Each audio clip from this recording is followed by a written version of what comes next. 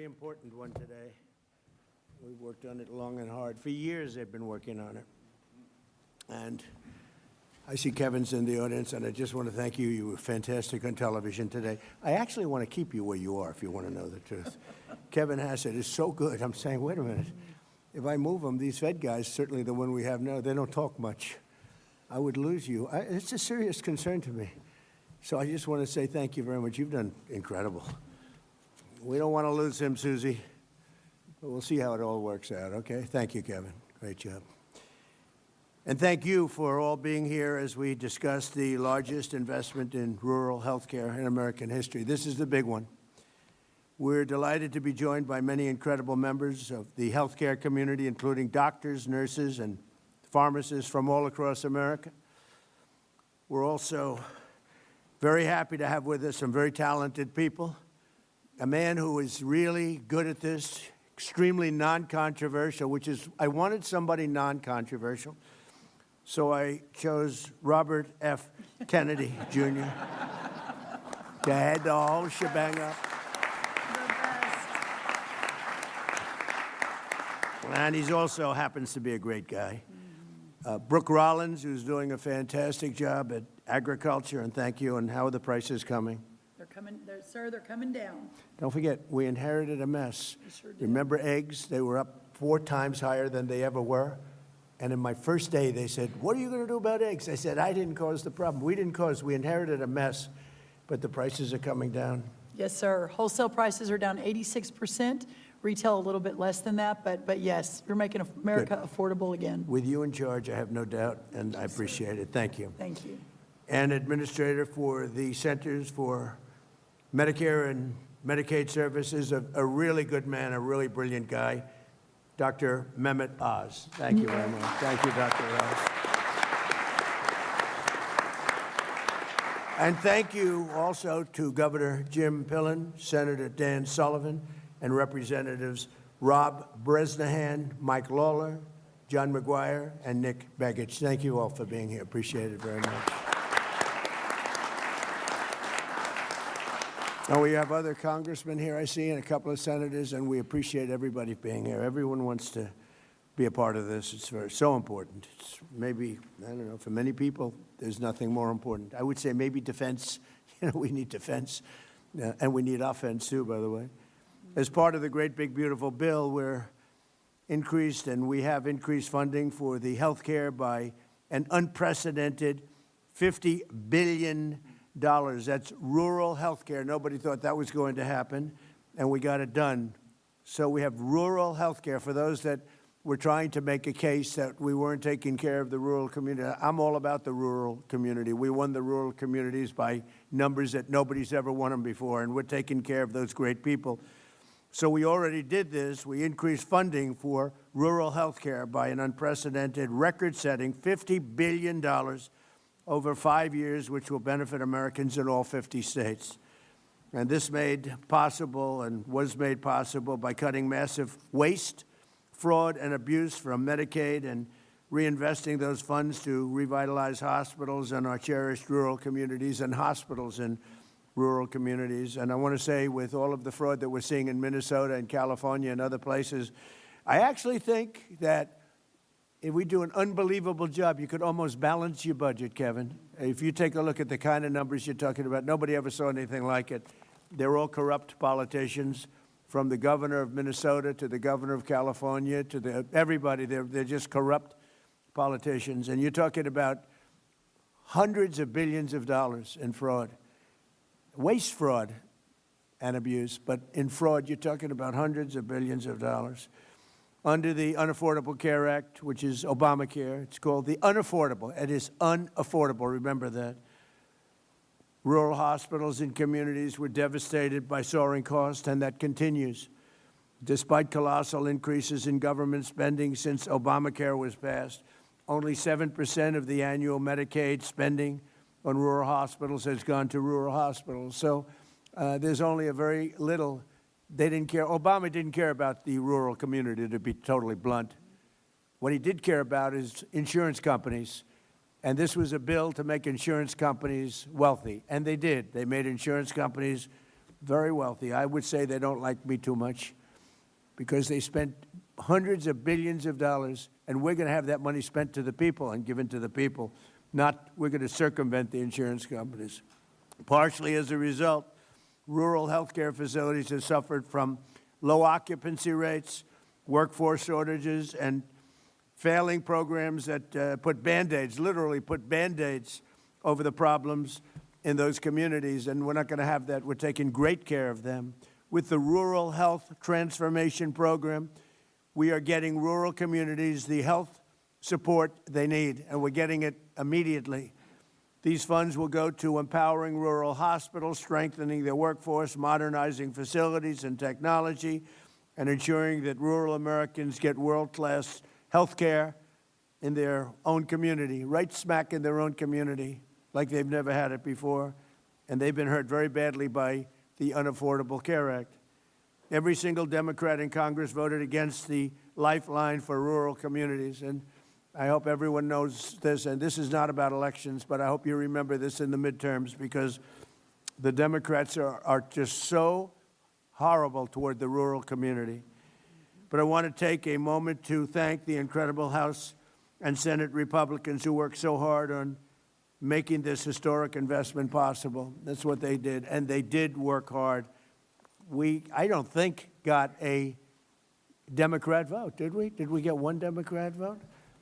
We got all Republican votes. It was an amazing feat, and I want to thank Mike, our Speaker of the House, Mike Johnson, and John Thune for really doing a great job. It was tough. You know, we have small majorities, and I want to thank the congressmen that are here for doing, in particular, for working so hard and getting this done. Yesterday, I also announced our framework to lower health care prices for all Americans, including those in rural America, and we're calling it the Great Health Care Plan. You know, we had to come up with a name, and everybody wanted to say, oh, well, can we put something about lowering costs, because we're lowering costs very substantially.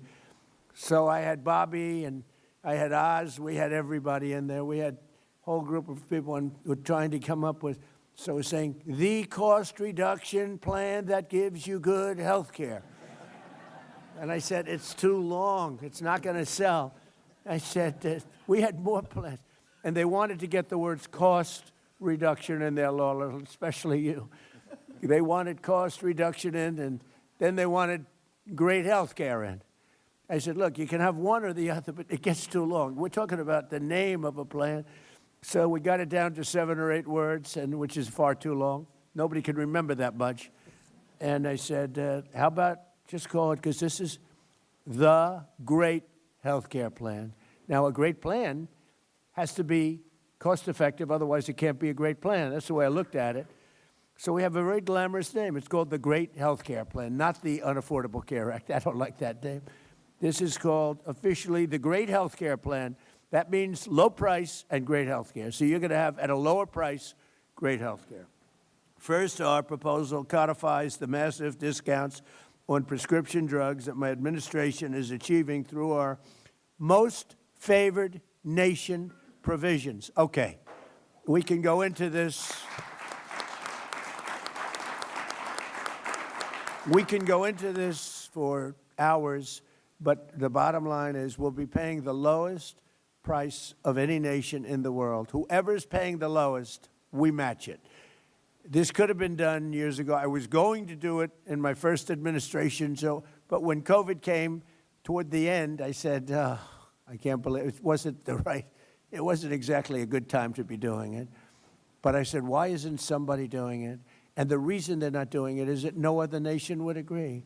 France, as an example, paid 10% of what we paid. Germany was paying 13 or 14% what we paid. In other words, we paid many times more, not a little bit more, not 10% more, 10 times more. A pill would cost 10 times more in New York than it would cost in London, as an example, than it would cost in Munich. And this went on for many decades. This was right from the beginning. And the reason it went on was a little bit of the healthcare companies, but it was other nations, and I understand that. If I were heading Germany, I'm not going to double and triple and quadruple my healthcare. They got the healthcare companies to pay. It just took place over a long period of time, got worse and worse.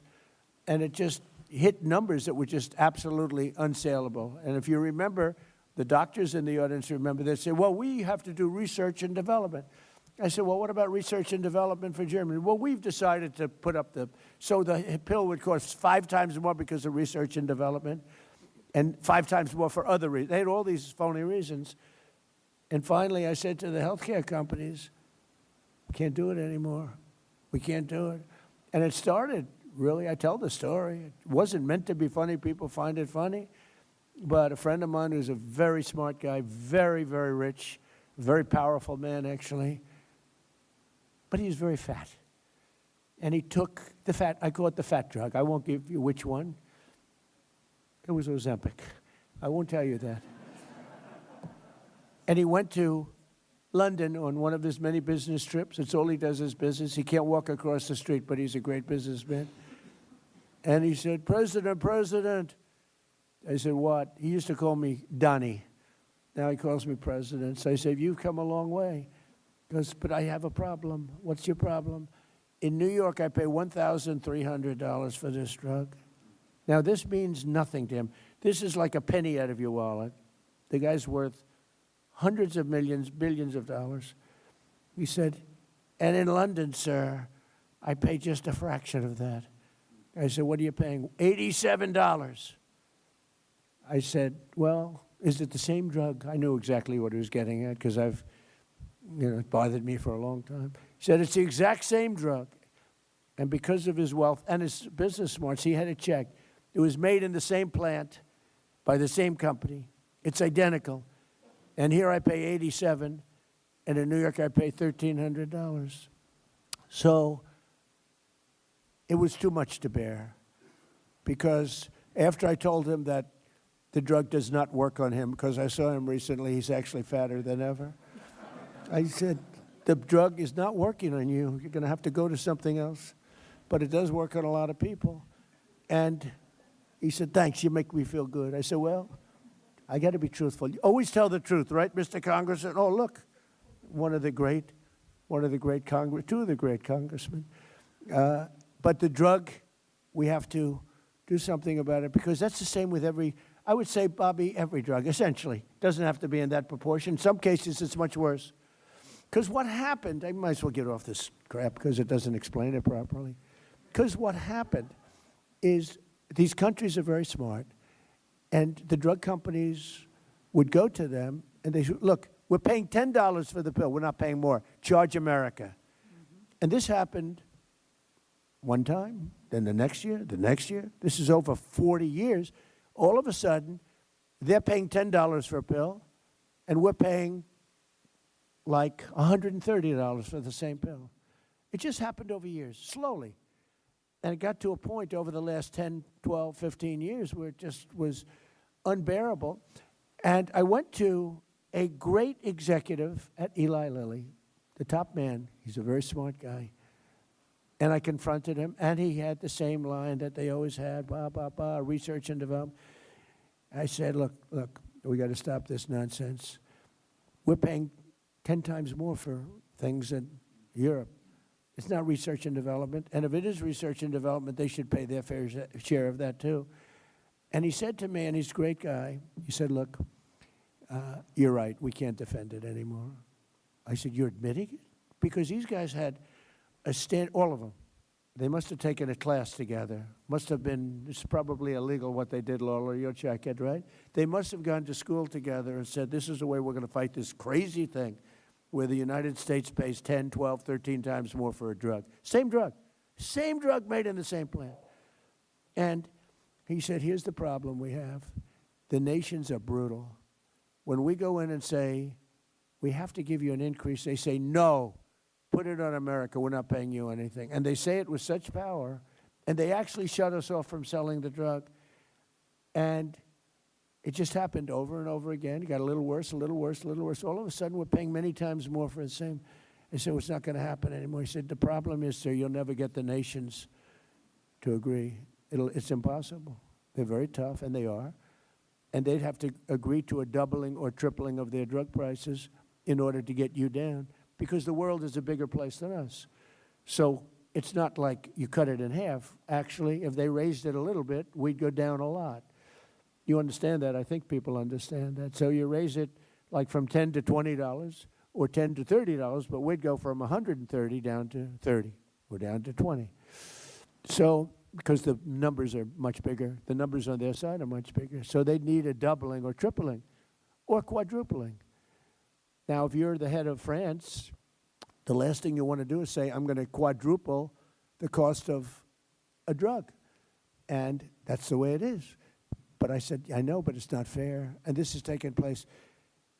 And the head of Eli Lilly, and I really mean it, an unbelievable executive, an unbelievable guy, one of the most successful companies, and who's, by the way, spending hundreds of billions of dollars right now. He told me the other day, he's building 6 major plants in the United States. You know why he's doing that? Because of tariffs. He's doing that because of tariffs. Without tariffs, he wouldn't be doing it. Nobody understood tariffs until I came along.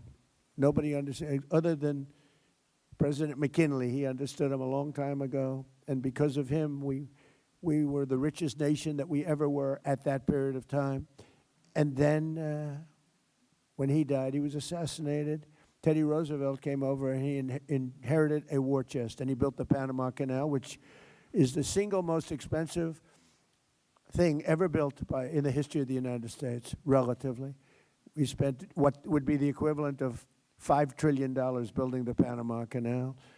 It was also the most successful thing probably we've ever built, and to this day. And then Jimmy Carter gave it away for $1. This is the same theory we have on favored nations. The great Jimmy Carter, President Jimmy Carter, gave it away for $1.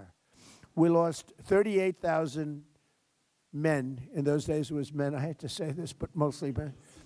They didn't have a lot of women workers on the Panama Canal. But we lost 38,000 people. They died from malaria and snake bites. It was a combination of that, a vicious snake, one of the most vicious. You get hit, you're dead. They died from snake bites. 38,000. They paid workers from the United States 3 times more than they made to come over to Panama and dig. For many of them, that was not a good deal. They died, 38,000. We gave it away for that. But that same stupidity having to do with the Panama Canal, and I could tell you about 100 other stories too. You don't have time. But that's what went into this whole thing with favored nations.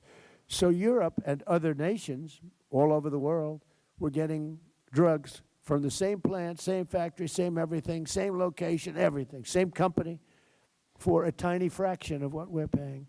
So our people were paying a tremendous amount. So the gentleman from Eli Lilly and others, we had a meeting, and they all finally put up their hands. You got us. We give up. And they were great from that time. But we had a problem. The other nations weren't going for it. France turned it down. Germany turned it down. UK turned it down. European Union turned it down, the whole group. And they said, there's nothing you can do about it, sir. I said, yes, there is. No, there isn't. You'll never be able to get them up. Or never. I mean, the whole industry is going to be torn apart. I said, we'll get them up easily. Are you crazy? Of course we'll get them up. That's what I do for a living. I get people up. So I started with President Macron of France, and a very nice person. I like him a lot. I hope he's listening because he doesn't believe that, but I do. He's a nice man. And I said, Emmanuel, yes, Donald, thank you so much for calling. Oh, I said, you're not going to like this call. You're going to have to get your drug prices up. No, I will not do that.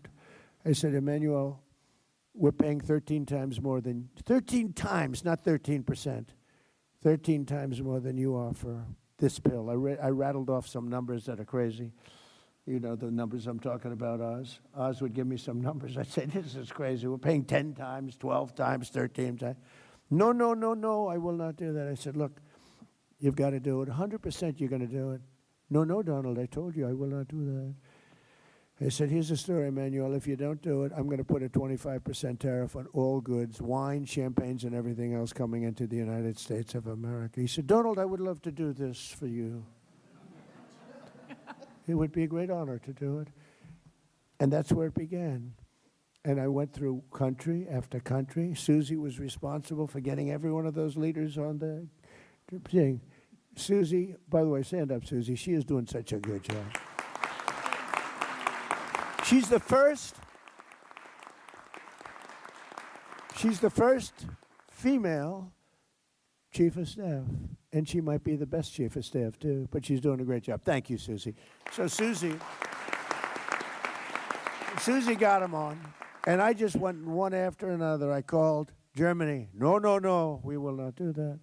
I said, no, we're going to put a 25% tariff, which is, by the way, about 7 times more than they would have to pay by raising their drug, like 7 times. This wasn't like a little bit more, 7 times more. And I may do that for Greenland, too. I may put a tariff on countries if they don't go along with Greenland, because we need Greenland for national security. So I may do that. I'll give you a little, I'll take you out of the, in fact, that'll end up being the story. But actually, this is a much bigger story because we're reducing health care by numbers that you haven't seen. So I spoke to the top 10 countries. They all said no, and within about 2 minutes, they all agreed. And we were off to the races. And now we have favored nations. It's called most favored nations. So if France is paying, let's say, $20 or $30 instead of $10, we are going to pay that 20 or 30. We pay the lowest price, whatever the lowest price is. So if France is paying $100, but Germany's paying $20, we pay what Germany pays. So we go from a horrible situation on drugs, prescription drugs, to the lowest price anywhere in the world. Is that a correct statement, Oz? Because they're going to blame you. If you want to correct me, you can, but you won't be here for long if you do. They'll You're say, correct, Mr. Oz has President. left employment. No, but is that a correct statement? That's an absolutely correct statement. And that's what we want to codify in the great healthcare plan. Yeah. That's what why we're it's so codifying. important. That's Because right. if the president's not here, there's a flight risk with these companies not obliging us anymore, because I think it's the strength of your personality, but also they know they will follow through with the threats if we don't act. So we believe other countries will change their opinions, and so will drug companies. So we've got to get it into legislation. Well, if you have the wrong president, the countries have tremendous influence over us. They look, why did we go to an income tax system instead of a tariff system? We had the wealthiest nation. If you go back to the 1800s, 1887, we had money, so much money, we didn't know what to do with it. But the countries at that time, same, no different. They have a tremendous influence over this country. For whatever reason, I don't know, but they do. So if you have the wrong president, they'll change the system in 2 minutes. I mean, they'll change it. And the drug companies are very powerful, too. You have to deal with them. In this case, it was both. I mean, you had a problem with the drug companies, but you had a tougher problem, in theory, other than the fact that I understood how to deal with them. And I'm the tariff king, and the tariff king has done a great job. And I hope we win the Supreme Court case, because if we don't, be a shame for our country. Be a shame. We have a great, safe, beautiful country now. We're doing better than we've ever done. We hit 42 stock market highs during the 11-month period that I've been here. There's never been anything like it. Stock market's hitting a new high again today. So it's it's been incredible. So just to end it on this, because it's such a big subject and it can't be explained by reading. As good as my speechwriter is, he's fantastic, but he can't write it in one sentence what we're talking about. So we're going to get most favored nations. We will be taking prescription drugs down to levels never even contemplated. And that's all great for healthcare, because when you're paying a tiny fraction of what you had anticipated paying prior to today, prior to this month, this all took place over the last month and a half. And the sad part is that when we first announced it, and we did it in a little bit more general form, when we first announced it, the Times did a story on page 22 or something, way back in the little story in the back of the newspaper. This is the biggest revolution in the history of medicine in this country, because it's price. You're going to buy the drugs for a small fraction of what you were paying for them last month. And I tell the story of my first term. I was the one, after 28 years, that got drug prices down. It was either 1/4 or 1/8 of 1%. I got them down for the year. First time in 28 years. I was so proud of myself, I called a news conference. I said, ladies and gentlemen, for the first time in 28 years, drug prices have gone down for the year. 1/8 of a point. In fact, I had a chart. It was the worst chart I've ever seen. It was a line that went from January to December, and it was dead straight. You had to get a little, like a carpenter use just to see. I said, this doesn't look good. It's not the greatest line, but I was proud of it because it did. It went down either a quarter of a point or an eighth of a point, tiny. And now think of what we're doing. We're bringing medicine down by many times. Nobody's ever seen. And there are two ways of calculating. You could say 1,000%, 2,000, or you could say 90% or 80%. The Democrats want you to say 90 or 80, but there are two ways of calculating it. You understand that, Dan? And we'll take either way. It doesn't matter. But we'll be paying a tiny fraction. So that's going to go into our plan. And what Oz said is very important. It's very important that whoever is in this office is, strong and intelligent. And if they're not, they could, it could be ended. But what we want to do is we want to have it codified, so it's very hard to change. And that's all part of the process. I think it's the greatest revolution because it's financial is, a big part of the drugs. And all of the doctors sitting there know exactly what I'm talking about. They have their patients in Europe, and they say, I can't believe it. I'm buying the same thing for, 15% of what I pay in New York or in Chicago. And they're all nodding their heads. That's right. That's not going to happen anymore. We pay now, just to end it, the lowest price in the world, whatever that is, that's what the United States of America will be paying. Isn't that an amazing, long story? I was going to say long, boring. It's not boring. To me, it's long and exciting.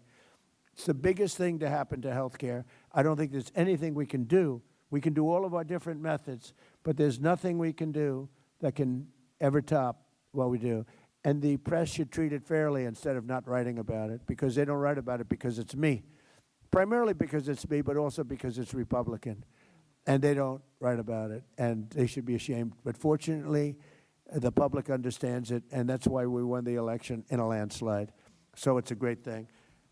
Instead of Americans paying the highest drug prices anywhere in the world by far, by 10 times sometimes, we'll now pay the lowest cost paid by the lowest nation. So the lowest nation, whatever that is, I hope they negotiate a great deal.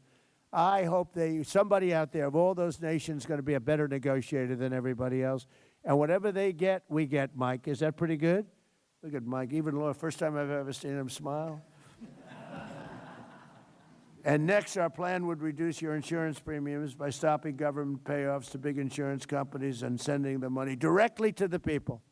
So instead of, and this started, and I'm not really a healthcare maven, but I was always a good businessman. It started, I'm reading the paper, and I see the money that the insurance companies were making from us on Obamacare, and they're up by 1,000%, I think one was up 1,723%, 1,700%. And it's because of the massive amount of money that's sent to them by the United States government. And I said, why don't we just send it directly to the people instead? And I made that statement. It was a common sense statement. I didn't check with anybody. I didn't even call Oz or anybody. It just made sense. I made a statement, and it went viral. Can you believe it? It was so popular. In other words, we cut out the insurance companies. They're making a fortune. And, they're good people. They're business people. I don't blame them. But we cut them out. We pay the money directly to the people. The people love it. I said it as a non-professional in that business. And I made the statement like, all of a sudden, it's like the biggest story, that one, the biggest story. And I get a call from Caroline, who's around here someplace. She said, sir, we're getting inundated. Margot called me too. Margot, you called me too. Margot, everyone knows Margot. She's been here from the beginning, right from the beginning. But she said, sir, both of them. They said, sir, we're being inundated by what? You made a statement about health care being paid directly to the people into health savings accounts or whatever you want, health care accounts. And I said, I did. What's the story? He said, it's crazy. It's blown up. People loved it. And so that's where we started. So Obamacare was designed to make insurance companies rich. It really was. I mean, maybe not knowingly at the time by Obama, because he didn't know much about this stuff. That was designed by other people in Congress that are total pros that are bought off by the insurance companies. And the problem we'll have with this is we'll get no Democrat votes, even though it should be very bad for them if they don't. But maybe you'll get some. You'll call some of your friends, fellas, and Bob, you'll call some of your friends over on the other side. I don't know how they can reject it. It's just so popular. It's so compelling. So Obamacare was designed to make insurance companies rich with taxpayer subsidies, and I want that extra money straight to the health savings accounts for you. And you can choose your own health care. You go out and negotiate your own health care. It makes people entrepreneurs, mini entrepreneurs. They'll pick the health care that's best for them because it's so different.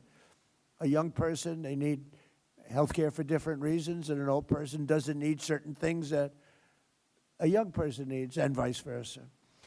To further reduce insurance premiums, my plan ends the giant kickbacks to insurance brokers and corporate middlemen. We're getting rid of the middlemen. How long have you heard doctors, all these doctors over there, they look so smart.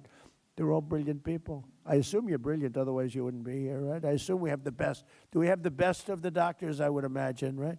Hey, how cool is the White House, okay? They're always in operating rooms. I wouldn't want to be in an I don't like operating rooms, but they do. But how cool is the White House, right? The coolest place on earth. And this is where it all begins. This is where we came up with a little concept about a place called Venezuela. How did that work out? And this is going to be the same thing in terms of its precision. Its importance is so big, it's going to work just like that. The one is Venezuela was so amazing, but I equate that to other things because we can do other things like that. It doesn't always have to be a Minnesota where everything is corrupt, where they have health care centers that nobody shows up and somebody's making millions of dollars, where they have daycare centers where there are no kids. It's a scam. It's a big scam. It's like a horrible thing. We have a country that was great. We have a country that's now great again. It's really come a long way. Make America Great Again is almost going to be obsolete because our country is very close to, we were going to keep America great. We may have to switch to keep America great. But I don't know. There's something about MAGA. We should never change it. Susie said, don't change. We like MAGA. Everybody likes MAGA. So we want to make this precision, just like a Venezuela, just like the attack on the Iran nuclear weapons, which wiped that out, just like all of the other things we do, they're precision. We want to make it the opposite of Minnesota, California, and all these places that are so badly run. So to further reduce insurance premiums, my plan ends the giant kickbacks to those insurance brokers and corporate middlemen that you've been hearing about for so long. It also funds the so-called cost-sharing reduction program to bring down the cost of the most common plans on the exchanges by more than 15%. And next, the great health care plan mandates unprecedented accountability and transparency from insurance companies and all health care providers. We want transparency. You're not allowed to ask a doctor how much is it going to cost. You're going to have your heart ripped out, and you're not allowed to negotiate. This is a giant scam. It's, in certain ways, look, nothing can compare to most favored nations. But when you give yourself the right to negotiate, you're not allowed to even ask how much it costs. You're supposed to go into a hospital and get operated on. Then they send you a bill and you have to file for bankruptcy. Not going to let that happen. So we're going to have insurance companies and healthcare providers going to have great, and hospitals, great transparency. The word transparency is a very important word. So they can't get away with ripping you off any longer. It requires insurance companies to make it easy for you to compare plans. You got to be able to compare plans. You can't do that now. You're not allowed to do that. It's not even believable. I tell you what, I used to sit before I was a politician home, and I used to say, how is that possible? Things happen that, I guess it's just the forces of nature, the forces of power, and you end up with very, very badly treated people, and they won't stand for it. But these forces are going to release an earthquake of reduced price health care. You're going to have massively reduced costs. This is no longer we're going to cut it by the famous 1/8 of a point. You're going to have massively reduced health care, and it's going to be massively better. You're going to have great health care at a much lower price, which is the two things. We want great health care and we want low price. You're going to have great health care at low price. Now you have terrible health care at a high price. You have horrible, horrible Obamacare health care. Like everything else he did, it was crap. It was a horrible plan. It was from day one and should have never been approved. It was a very sad night that night when there was a thumb raised. Most importantly, will require any hospital or insurer who accepts Medicare or Medicaid to prominently post all prices. You're going to post your prices at their place of business. Something they don't have to do, something they're not even allowed to do. We'll have the maximum price transparency, and the cost will come down just by that, not even talking about favored nations. The price will come down. So just in conclusion, I'm calling on Congress to pass this framework into law so that we can get immediate relief to the American people, including rural America, and I hope to get Democrat votes. They know, they saw it. I know a lot of Democrats. And they say that plan is unbelievable. Are you going to vote? Well, I'm going to try. They have tremendous pressure on them. Vote no. Vote no. We have a couple of Republicans. Massey, Thomas Massey, always votes no. He's like, something wrong with the guy. If you have any clinical psychiatrists in there, maybe go check out his mind. But he always votes no. He's a very bad person. He's a very bad Republican, bad American when you always vote no. Just vote no. Do you approve? No. You know, there's not a thing you can say to him either, Lola. Look, Lola wants to be nice. He likes to get along with everybody. I don't.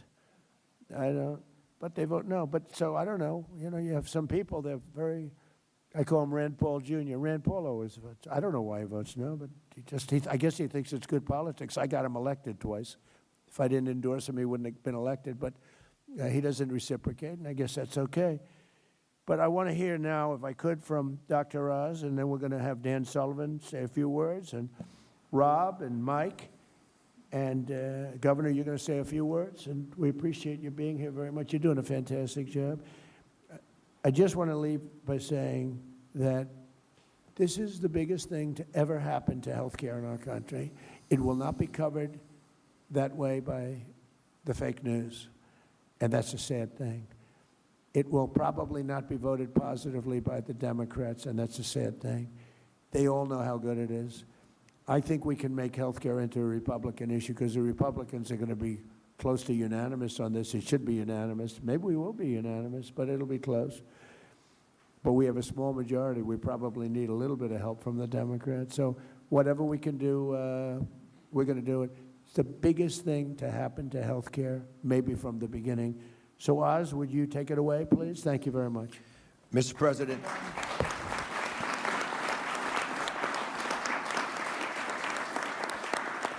Mr. President, thank you for standing up for American health care. And I just want to underline this fundamentally important issue. We need Congress to help craft the Great America Health Care Plan.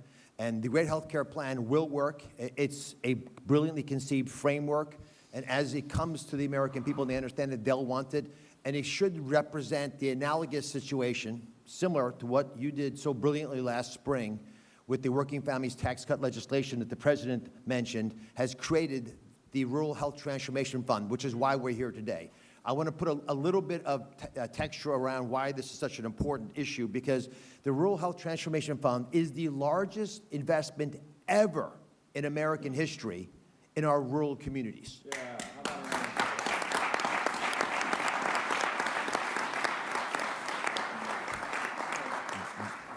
50% increase in the amount of money that Medicaid, which Secretary Kennedy and I regulate, into our rural communities, $50 billion. You can do the math, it's $1 billion per state, and that's an important factor because it got them competing. There are 60 million rural Americans, and these folks do not have access to the same care that's available in urban and suburban America. Their life expectancy, if they're in a vulnerable situation, is 9 years shorter, because your zip code actually is your destiny. It determines how long you're going to live, and we can make a dent in this because the high rates of chronic disease and other ailments that plague our rural areas are often driven because they don't have access to care. That's going to change because of the Sentinel legislation. And again, it's similar teams, the same leadership, same president, same Congress that passed the Working Families Tax Cut legislation, which is incredibly popular around the country and will make the great health care plan successful as well.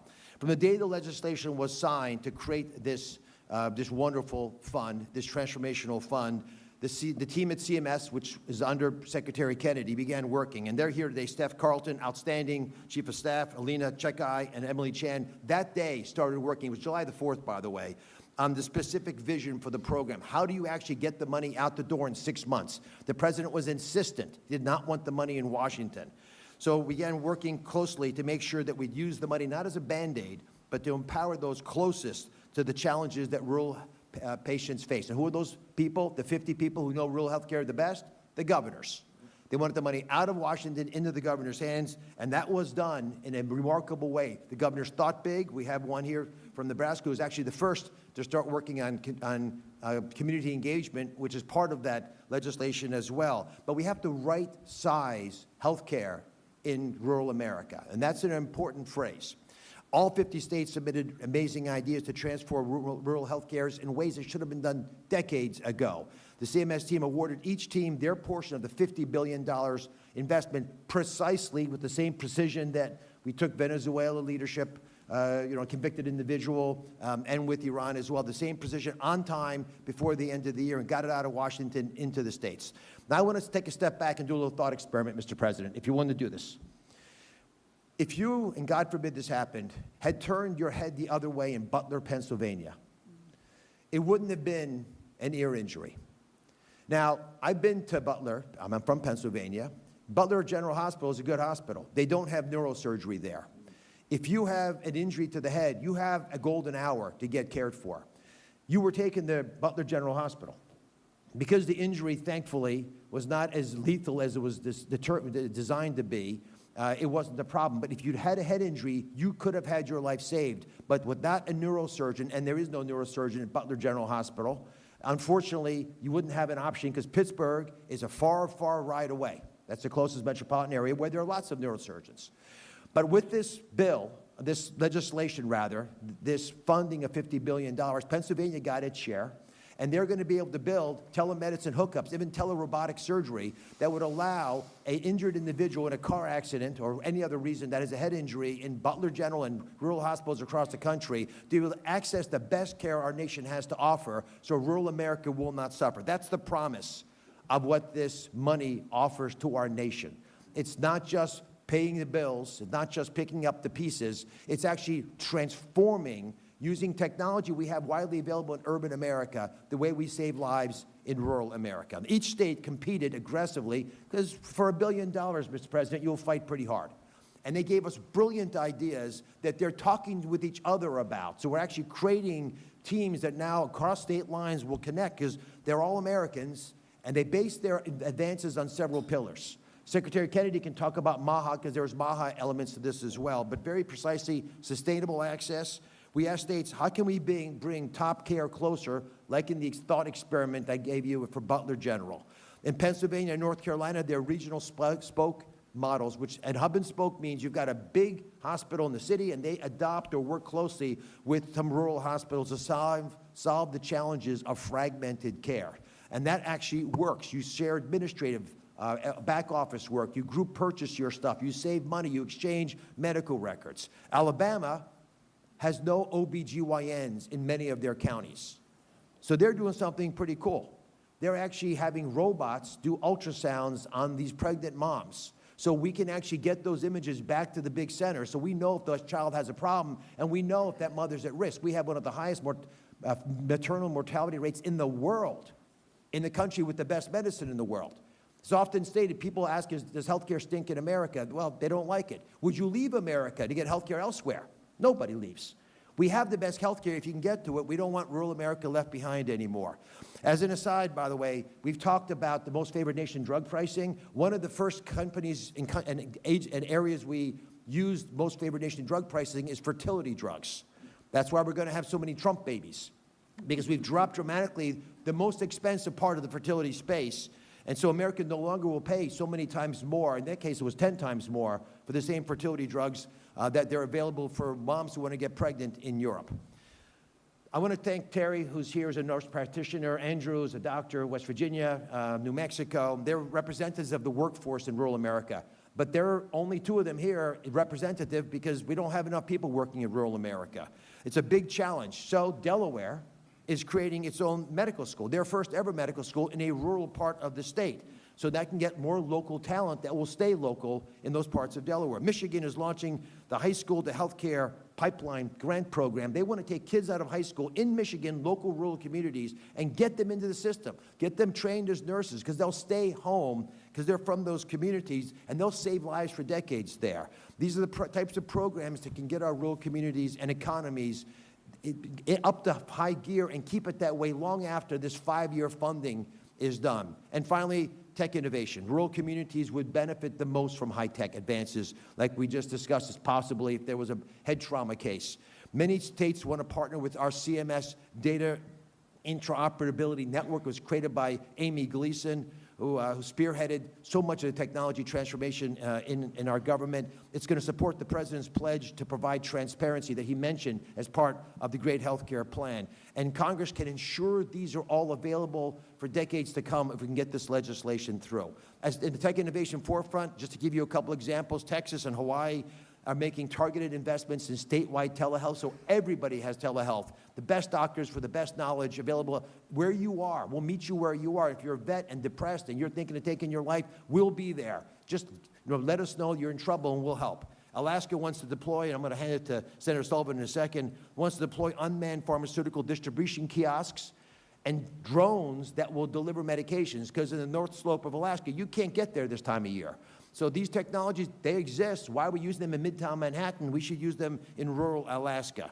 This administration is committed to collaborating with all 50 states, all 50, red and blue, all 50 states, to carry out bold plans to tackle the challenges that local communities face. We're not pouring funds blindly, however, into a broken system. We're going to carefully, precisely, as the President said, target this investment. With healthcare fund running rampant, and I was in Minnesota this week, Mr. President, it's worse than we've heard, but Minnesota, pardon the pun, is just the tip of the iceberg. California is the varsity team when it comes to fraud, waste, and abuse. We're not going to let that happen. We want transparency for this $50 billion investment. We owe it to Capitol Hill, we owe it to this President, and we want accountability to be a top priority. For that reason, we've created an Office of Rural Health Transformation at CMS for long-term oversight. The office, led by Alina, check guide Alina again, was one of the people who helped create this program in the forefront, will guide, she was in the first administration, Mr. President. She's going to guide states in implementing their rural health transformation plans, coordinate all the federal and state partnerships, making sure there's appropriate oversight. In addition, every single state is going to have a dedicated project officer. We will be there with you. We're going to help you. Please engage us. You've got lots of lives at risk. It's a true state-federal partnership, unbelievable, extraordinary milestone for health care. Your zip code will no longer dictate whether you have excellent health care. Your zip code will no longer be your destiny. It's not going to dictate your life expectancy. Mr. President, I cannot thank you enough for the leadership that it took to get this $50 billion investment in rural health care. They don't make a lot of noise. They just want to get the job done. You stood up for them in Congress. God bless you for making this possible. Please do it again. Please do it again for the great health care plan. Let me hand it to Dan Sullivan, who's a spectacular member of the Senate, and obviously Alaska, they're pretty rural. Thank you, Dr. Oz.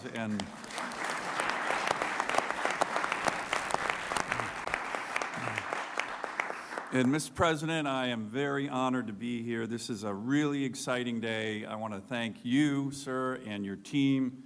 Worked really closely with Dr. Oz, Secretary Kennedy, many others. You know, this is a great example of how Congress, working closely with your administration, can achieve historic things. This is historic for our rural health care, certainly, in the Working Families Tax Cuts Act. You combine it with what you were talking about, sir, in terms of drug price reductions for all Americans. So these are two things that are happening right now in our historic, and I agree 100% with you, Mr. President, hasn't got a lot of press, even though it is historic. It's going to really impact people in rural America, especially my state, this fund that I want to talk about. But what you've done on the drug pricing is even... Ben, will you get Lisa Murkowski to vote for it? She voted for it. No. Are you going to get her to vote for the... great, big, beautiful health care bill that we're Oh, doing. when we get that, I think MFN drug pricing, I bet No, but are every you gonna get her to member vote of for it? Congress Are votes you on going to that. get her to vote for it? We'll work on it, sir. We'll work on it. So let me actually talk a little bit about the context of what's going on in Alaska and how this relates to it. You know, after 4 years of being locked up and shut down by the previous administration, we are on the cusp of achieving some huge goals in my state that we've been working on for decades. We have this huge resource development boom going on the North Slope of Alaska. I was with a bunch of the Inupiat Alaska Native people who live up there. They're so excited about what's happening there. We are, as you know, Mr. President, building icebreakers. We're home porting some of those in Alaska. We have huge historic infrastructure and economic and national security investments happening. In particular, the gas line that you have championed so much, the big LNG project. All of these things are happening. It's really exciting. By the way, all of these issues I just talked about, all of those were in the Working Families Tax Cuts Act, so there's a lot of excitement. But, Mr. President, in addition to a strong economy, the thousands of jobs that these projects are going to have, we have to have a strong healthcare system in every state. And rural Alaska, as you mentioned, as Dr. Oz mentioned, has often, almost always been an afterthought when it comes to investing in healthcare in America. And that's not happening anymore after the Working Families Tax Cuts Act. As you said, Mr. President, as Dr. Oz said, this is the biggest investment in rural health care in American history. $50 billion, the award the great state of Alaska was able to get working with Dr. Oz, and the parameters of the bill was about $1.4 billion over 5 years to transform our health care system. So that's really exciting, but here's the big deal. This is not just about money. This bill isn't just about money. The reason it's so impactful is that it's focused on letting states and governors design the system that they need. Alaska has many unique healthcare challenges, Mr. President, as you know, but for decades, the mentality in Washington, D.C. is this approach to one size fits all. D.C. tells every state, here's how you have to do it, and it never works. It never works. It certainly doesn't work in my state. I'll just give you one example, the federal match on Medicaid. Our state typically has the lowest match in the country, even though we have the highest health care costs and highest delivery costs in the country. The one-size-fits-all doesn't work. This bill is different. This bill that we wrote with your administration is all about allowing states to design a system that works for them with CMS guidance, and this will be a generational opportunity for every state to bring health care closer to home, to make it more responsive to the people who live in that state, and make it more affordable. I'll just end with this, Mr. President. Like I said, a lot of excitement. We got Governor Dunleavy, who sends his greetings, was hosting the stakeholders in Alaska who are going to be applying for these funds, working with CMS in our state. Over the last couple of days, we have over 300 people coming to these meetings on how to use this transformation fund to better health care in Alaska. And this is going to help my constituents, it's going to help every American, and it is really exciting. And I want to thank, again, you, Thank you. Mr. President, and your team. Thank you, Dan. Thank you Appreciate very it. much. Oh, thank you very much. We're going to have to go very fast. We're going to have to go we are way behind schedule, and I have a couple of meetings that are very important. Nothing more important than this, but let's go. Come on, Bob. Rob? Fire round. Please. Mr. President, thank you very much for having me here today. And I represent northeastern Pennsylvania. Your governor from Scranton, Pennsylvania, so never had the opportunity to meet. But I inherited a very similar problem. But before I was even sworn into office, I had two hospitals, Moses Taylor and Regional in Scranton, that were imminently facing closure. Right. And it's been, and working with Dr. Oz, Administrator Oz, and the CMS team has been absolutely incredible on so many levels. And thank you again for intervening and shepherding us through that process. But when you're looking at at Pennsylvania, we're going to receive over $193 million. In 5 years, it'll be over $1 billion for the Commonwealth of Pennsylvania. And when you think about northeastern Pennsylvania, clinics and regional hospitals, rural hospitals are the backbones of our communities. So making a targeted investment that is not just going to Band-Aid over poor operational procedures, it's going to actually transform rural healthcare.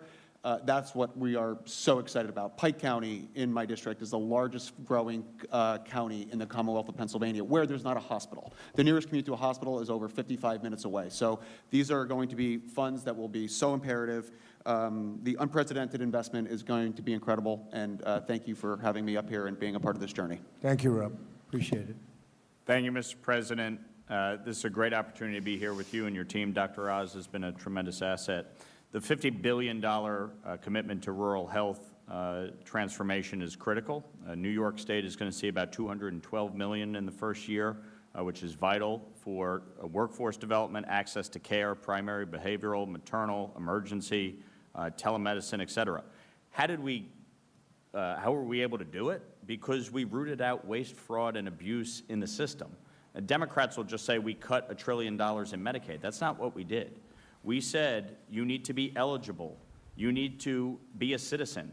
You need to work if you are able-bodied without dependent children. We reined in the provider tax and state-directed payments, which have exploded over years. And we are taking this money, not only preserving Medicaid for the IDD community, our seniors, our children, our single mothers, but we're investing it in rural health. When you look at Obamacare, health insurance premiums have risen 96% since Obamacare took effect. Insurance revenues up 2,000%. Mr. President, you are 1,000% correct that the insurance companies are the problem. They wrote Obamacare. It's to their benefit, and the American people are being screwed. And so we can get a bipartisan agreement on what you are trying to do.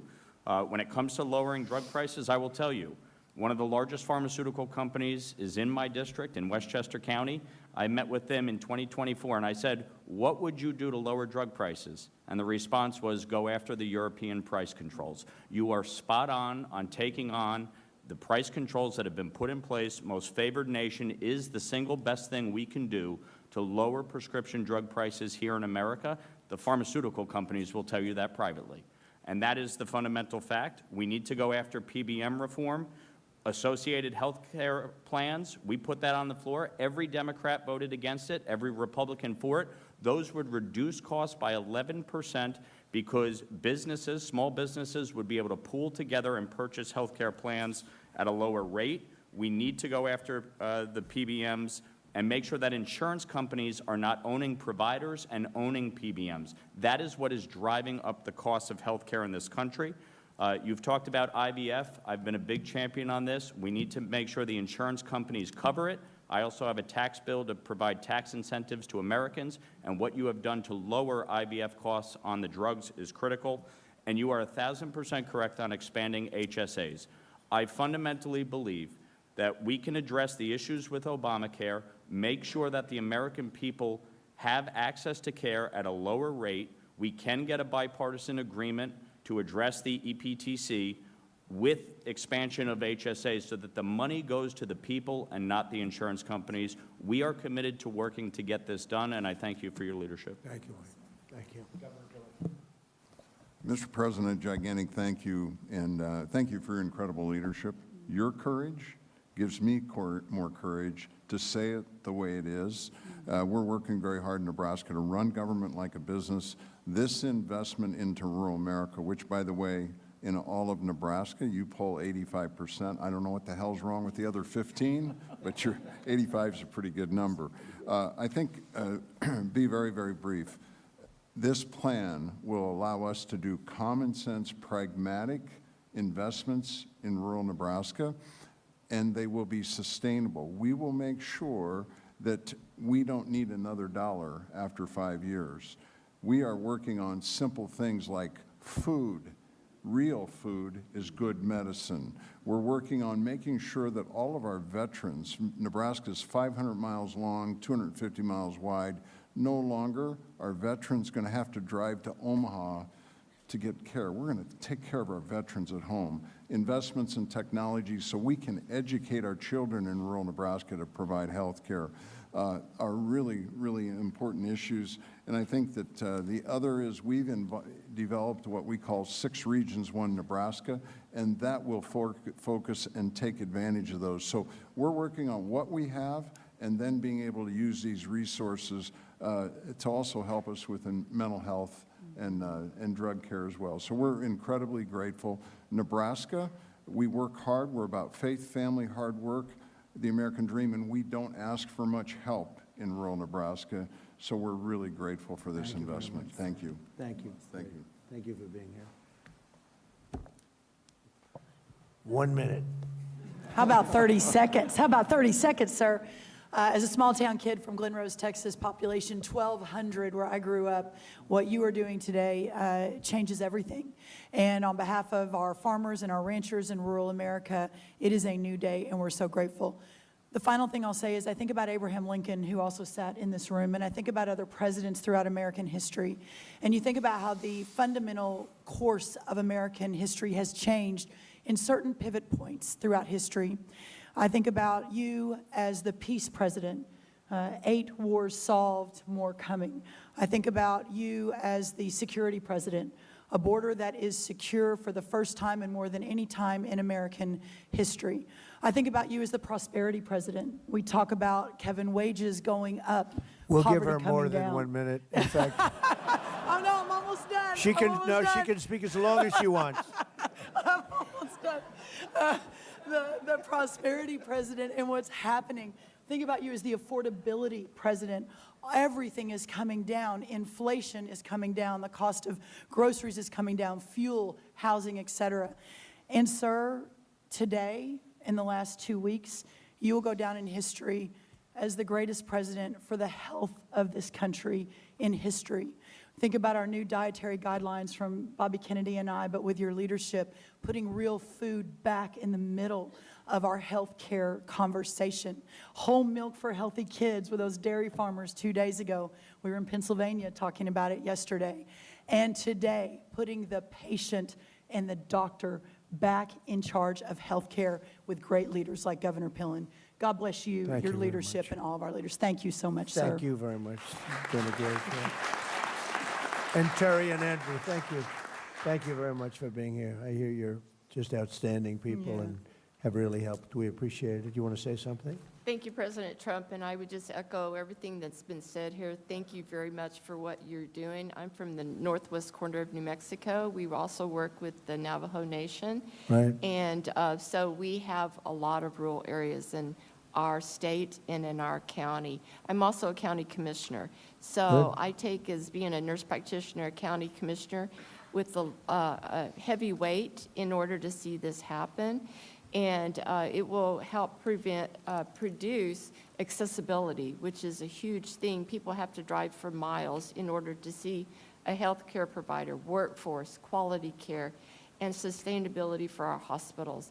That's what we're looking at. We meet next week in Santa Fe with our legislators. And so we're going to be addressing the licensure compact as well. And they've got to clean up their elections in New Mexico. We're working. Because those elections are so corrupt, it's incredible. If they Okay. clean it up, we win by a lot, but they are really corrupt elections. So I think if you want to do this, you have to tell them to start working on that. It's unbelievably one of the more corrupt states in terms of that.